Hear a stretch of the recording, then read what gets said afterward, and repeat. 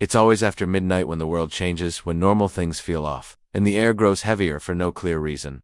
That's when you hear faint knocks with no one at the door, or feel like someone's watching you, even though you're alone.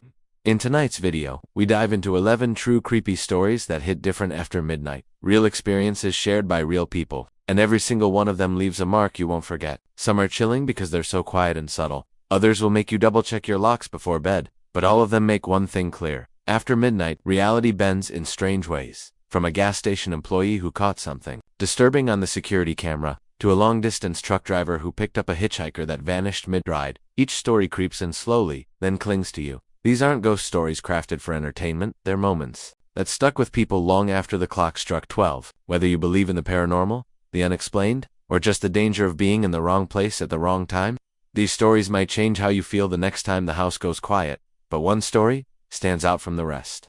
A quiet night, a forgotten roadside, and a phone call that no one should have been able to make. What happened next left more questions than answers. And it all began at 12:01 a.m. Stick around. It only gets darker from here. The call came from a number that didn't exist, not unknown, not blocked, just nothing, no digits, no ID, just a screen lighting up at 12:01 a.m. with the word incoming. Chris had been on the road for nearly 6 hours. Halfway through a long night shift as a roadside assistance driver, he pulled over to take the call, thinking it might be a stranded motorist. But when he answered, all he heard was soft, static, and what sounded like breathing steady, slow, and too close to the mic. He said hello 3 times, but no one replied. Then the line went dead. At first he brushed it off. Maybe it was a glitch. Maybe someone accidentally called, but the strange thing was, his GPS suddenly rerouted without warning, leading him down a narrow service road he didn't recognize. He'd driven this area a dozen times and never seen this path. The map showed nothing, just empty woods on both sides. Still, something made him follow it, as if pulled by something he couldn't explain.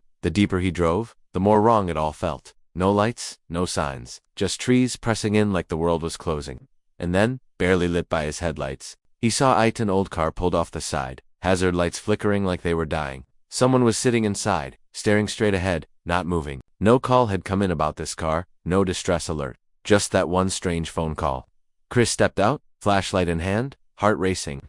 Something wasn't right. Chris approached the car slowly, his boots crunching over loose gravel. The figure in the driver's seat didn't move, didn't even glance his way, just sat there, stiff hands on the wheel, face turned forward. Chris knocked gently on the window, shining the flashlight inside. That's when he realized the engine wasn't running. No keys in the ignition.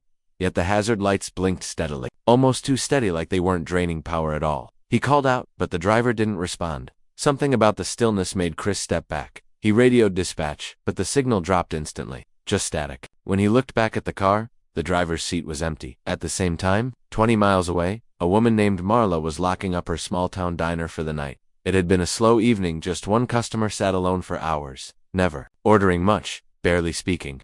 He left minutes before closing, but not before slipping a note under his coffee cup. Marla found it while wiping down the table. It read, *12:01. Don't answer. Her hands trembled as she stared at the clock. 11:59.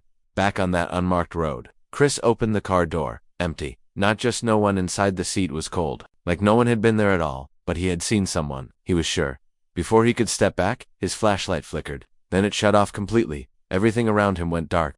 Behind him, something moved. The woods weren't empty anymore. Chris froze. The darkness around him felt thick, almost alive. He spun around, trying to catch any movement, any sound that could explain what was creeping just beyond his sight. His breath came out fast and shallow, the cold air hitting his lungs like ice. Every instinct told him to get back in the truck, but some feeling kept him rooted. He wasn't just scared, he felt watched, studied. Then came the sound. Not footsteps exactly, but a shuffle. Leaves, twigs, something heavy, moving in slow, steady circles. It stayed just out of view, like it knew how far the flashlight beam had gone before dying. Chris reached into his jacket for the backup light, hands shaking so badly he nearly dropped it. When he finally clicked it on, the weak beam cut through. The black butt, nothing was there, just trees. Then his truck's horn suddenly blared behind him. One long, angry sound that stopped as abruptly as it started. He turned back. The driver's side door was open, and he had locked it miles away. Marla sat alone in her dark diner, phone in her hand, staring at the note again. Her heart jumped as the landline rang once, just once, then went silent. She looked at the clock. 12:01. Back in the woods, Chris's radio crackled to life, but the voice wasn't from dispatch. It was his own, looping back. Do you copy? Do you copy?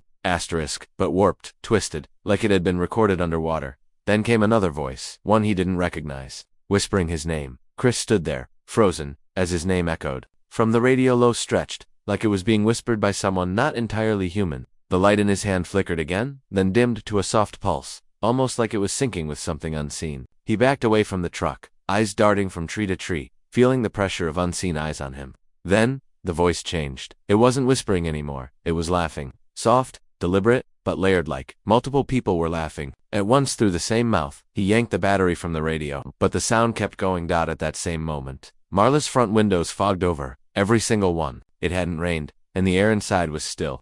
She stood up slowly, heart thudding, and walked to the front door. On the glass, written in the fog with a single finger, was the same number she'd seen on the stranger's receipt earlier, that NIGHT 1201. But now, underneath it, something new. Asterisk, he's almost here. Asterisk, back in the woods. Chris turned to run. He didn't know where. He just had to move. But as he did, headlights appeared down the road, too far to see the car itself, just the light breaking through the trees. Relief hit him, briefly. Someone else was out there. Maybe help. But as the vehicle approached, he saw it wasn't moving forward at all. It was still, perfectly still, and the light wasn't getting brighter. It was flickering, like hazard lights, like the same car he'd already found. Chris squinted through the trees as the flickering lights pulsed in the distance. He stepped forward, cautiously, and as the wind picked up, he heard the leaves around him whisper actual words. His name again, but this time mixed with other voices. Familiar ones. His sister? His late father? Voices that shouldn't be there. The sound wrapped around him like a coil, pulling him toward the blinking lights. He broke into a run, desperate to escape the pressure building in his chest. The feeling that if he stopped, something would take him. As he reached the road, the flickering headlights cut out instantly. The car was gone. In its place stood a reflection of his own truck, same model, same dents, even the same spare tire tied in the back, except it was running, and someone was sitting in the driver's seat. He inched closer. The window was rolled down, and he could see the driver clearly now. It was him, same clothes, same face, except the eyes were empty. No color, no light. The other Chris stared forward like a mannequin, one hand on the wheel, the other holding the radio mic. Chris stumbled back in disbelief as the figure turned to face him slowly, then spoke into the mic. Copy received. The radio in Chris's pocket crackled once more. At the same time, in her diner, Marla's power surged back. The note was gone from the table. In its place was a small paper receipt. On it, a printed message. Asterisk, route completed. 1201. Asterisk, and the timestamp showed 1 minute from now. Chris blinked, and the truck with his double vanished like mist. Just tire tracks remained identical to his own. His radio went silent. No voices, no static. Everything was still again. The woods felt normal, like nothing had ever happened. He made it back to his truck, heart still pounding, and found the door closed, just as he'd left it. But inside, the radio was turned off, and his logbook had a new entry. Asterisk, assisted. Driver, 12:01 a.m., unknown location. He hadn't written it. Back in town. Marla stood frozen as the receipt printer beeped once more, and spat out another blank, except for 2 words. Asterisk, thank you. Then, the lights dimmed back to normal, and everything felt done. Like whatever had been moving through that hour had passed. Neither Chris nor Marla could explain what happened that night. Chris quit his night shifts, not long after. Never. Driving past midnight again, Marla kept the diner open, but closed early every night, without exception. They never spoke, never met, but both knew they had crossed paths with something that wasn't meant to be understood. Some say these asterisks true. Creepy stories that hit different after midnight asterisk are just tales, coincidence, exhaustion, tricks of the mind. But others believe they're